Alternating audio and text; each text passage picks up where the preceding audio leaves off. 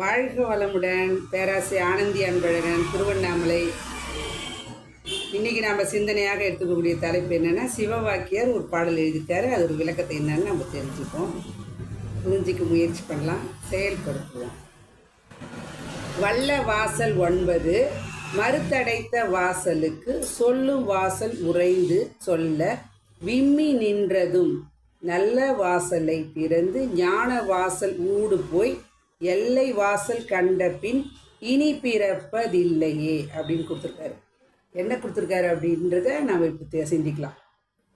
வல்ல வாசல் 9, அதாவது ஒரு பாடலில் கூட கண்ணதாசன் கொடுத்துருக்காரு, 1000 வாசல் இதயம், ஆனால் உடலுக்கு 9 வாசல் அப்படின்னு சொல்லி கொடுத்துருக்காங்க. பொதுவாக சித்தர்கள் சொல்லுவாங்க, காயமே இது பொய்யடா காற்றடைத்த பையடான்னுவாங்க. அப்போ காற்று அடைத்த இந்த பைக்கு 9 வாசல் இறைவன் வச்சுருக்குறான். இல்லை அப்படின்னா நம்ம நிறைய விஷயம் உள்ளே போனால் நம்ம என்ன அவங்க யோசிச்சு பாருங்க. அப்போ இறைவன் நம்ம உடம்புலேருந்து கழிவுகளாக சில விஷயங்கள் வெளியேற்றி கொண்டிருக்கிறார். அந்த விதத்தில் பார்த்தீங்க அப்படின்னா 9 வாசல், அதில் பார்த்தீங்கன்னா கண்கள் 2 வரும், காது 2 வரும், மூக்கு 1, வாய் 1, அடுத்தது குதம் குய்யம் பிறப்புறப்பு. இந்த 9 வாசல் வழியாக நம்மளோட ஜீவகாந்தமும் கழிவு பொருளும் வெளியேறி கொண்டே இருக்கிறது. அப்போ வெளியேறி கொண்டிருக்கக்கூடிய அந்த 9 வாசலின் மூலமாக அது உடலை நடத்துகிறது, காக்கிறது. அவ்வளோதான், வேற எதுவும் அதால் செய்ய முடியாது. ஆனால் அதையே நம்ம கையாண்டோம் அப்படின்னா ஞான வாசலாக மாற்ற முடியும். மனவளக்கலையில் மட்டும்தான் சுவாமிஜி தவம் கொடுத்துருக்காரு. பஞ்சேந்திரியம், இந்த 5 புலன்களுக்கும் தவம் கொடுத்துக்கிட்டு மனவளக்கலையில். அப்போ மறுத்தடைத்த வாசல், அது என்னங்க மறுத்தடைத்த வாசல்? நம்மளுக்கு தெரியாத மறைமுகமாக 2 வாசல்கள் இருக்கிறது. என்னங்க? பிட்யூட்டரி கிளாண்ட், பீனியல் கிளாண்ட் ஆங்கிலத்தில் சொல்லுவாங்க. மெய்ஞானத்தில் என்ன சொல்லுவாங்க? ஞானவாத இதுலன்னா மெய்ஞானம் என்கின்ற கோயிலுக்கும் இறைநிலைக்கும் நுழைவாயில் 2 இருக்குது. இறைவன் வெளி இருக்கிறான் அப்படின்றத நம்ம உணர்ந்துக்கணும். அப்படின்னா கடவுள் நமக்குள் கடந்து செல்ல செல்ல ஆகினை தவிர்த்த இந்துக்கள் ஆகினை வச்சு பொட்டு வச்சுக்கிட்டோம். முஸ்லீம் பார்த்திங்கன்னா இஸ்லாமியர் நமஸ் பண்ணுவாங்க, நெத்தி போட்டு தரையில் போடுற அளவுக்கு. அப்போ கிறிஸ்துவர்கள் என்ன பண்ணாங்க? ஞானஸ்தானம் இங்கே கொடுப்பாங்க. மண்டை ஓட்டை எடுத்துக்கிட்டோம் அப்படின்னாவே அந்த ஊசி முனை வாசல் ஒன்று, சுவாமி சொன்ன மாதிரி அந்த பாடல் சொன்ன மாதிரி ஊசி முனை வாசல் இருக்குது இந்த இடத்துல. அப்போ இதுதான் என்ன பண்ணாங்க? முச்சந்தி வீதி, பஞ்சனை மேல் இருக்கை, இப்படிலாம் சொல்லி வச்சுருக்காங்க. அப்போ இந்த இடத்துக்கு ஒரு வாசல், மெய்ஞானம் என்கின்ற கோயிலுக்கு நுழைவாசல், பீனியல் கிளாண்ட் சொல்லக்கூடிய துரியத்துக்கும் ஒரு வாசல். இது நாம் அசைந்து கொண்டிருக்கிறது, இங்கு நிலை பெறுகிறது. அடுத்தது நிறைப்பேற்று நிலையை, அமைதி நிலையை நாம் பெற வேண்டும். அதுக்கு ஒரு வாசல் நம்மை தாண்டி இருக்கிறது. அப்போ சொல்லும் வாசல் உறைந்து சொல்ல விம்மி நின்றதும்.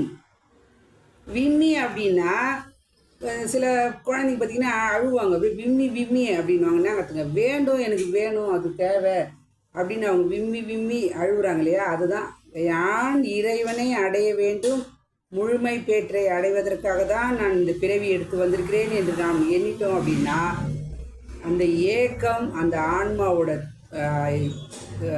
ஆன்மாவோட தேடுதல் கண்டிப்பாக கிடைக்கும். இந்த இடத்துல அதான் விம்மி நின்றதும் நல்ல வாசலை திறந்து ஞான வாசல் ஊடு போய்.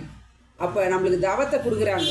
என்ன பண்ணுறாங்க? இந்த 9 வாசலை கடந்து ஆகினியை திறந்து விட்றாங்க, துரியத்தை திறந்து விட்றாங்க. அப்போ இந்த நிலையில் அதுதான் பார்த்திங்கன்னா சில நம்ம போட்டு வச்சுட்டோம், பெரியவங்க இங்கே கொடுத்து ஆசீர்வாதம் பண்ணுறோம். அப்போ ஞான வாசல், நல்ல வாசலை திறந்துட்டாங்க ஆகினி துரியத்தின் மூலமாக. ஞான வாசல் ஊடு போய் என்ன பண்ணுறோங்க? இறைவனை அடைவதற்காக ஞான நிலையை துரியாதீத தவம், எல்லை வாசல் கண்ட பின். எல்லை வாசல்னா என்னங்க? ஒரு ஊர் இருக்குன்னா இதோட எல்லை முடிவு, அடுத்த ஊர் ஸ்டார்ட் ஆகுது, அந்த ஊரோட எல்லை முடிவு. அப்போ இதில் ஆரம்பிக்கிறது, எல்லை ஆரம்பிக்கிறது, இந்த எல்லை முடிகிறது. நமக்கு எல்லை எது? இறைநிலை உணர்வை பெறுவதற்காக தான். அதுதான் சுவாமிஜி என்ன பண்ணாங்க?